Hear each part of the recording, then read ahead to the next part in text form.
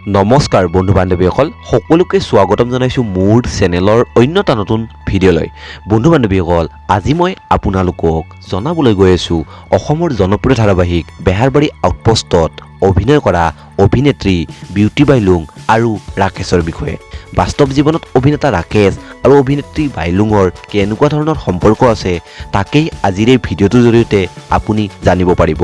গতিকে বলক দেৰি নকৰি ভিডিঅ'টো আৰম্ভ কৰোঁ। তো অভিনেতা ৰাকেশৰ প্ৰকৃত নাম হৈছে ৰিণ্টু বৰা। ৰিণ্টু বৰাৰ জন্ম হৈছিল 1987 চনৰ 27 আগষ্ট তাৰিখে নগাঁও জিলাত অৱস্থিত সমীকতা নামৰ এটা অঞ্চলত। তেওঁৰ মাতৃৰ নাম হৈছে প্ৰয়াত অৰুণা বৰা আৰু পিতৃগৰাকীৰ নাম হৈছে প্ৰয়াত পদ্মকান্ত বৰা।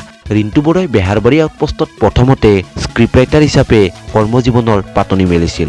পৰৱৰ্তী সময়ত বেহাৰবাৰী আউটপোষ্টত অভিনয় কৰিবলৈ লয়। ৰিণ্টু বৰাই বেহাৰবাৰী আউটপোষ্টত অভিনয় কৰাৰ উপৰিও FIR বা অমৰাৱতী বাতো অভিনয় কৰিছিল।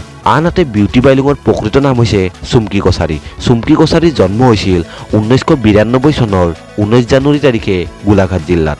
চুমকি কছাৰীৰ পৰিয়ালত মাক দেউতাক থকাৰ উপৰিও দুগৰাকী ভনীয়েক আছে। চুমকিয়ে বেহাৰবাৰী আউটপোষ্টত অভিনয়ৰ পূৰ্বে বিভিন্ন নাটক ভাওনা আদিতো অভিনয় কৰিছিল।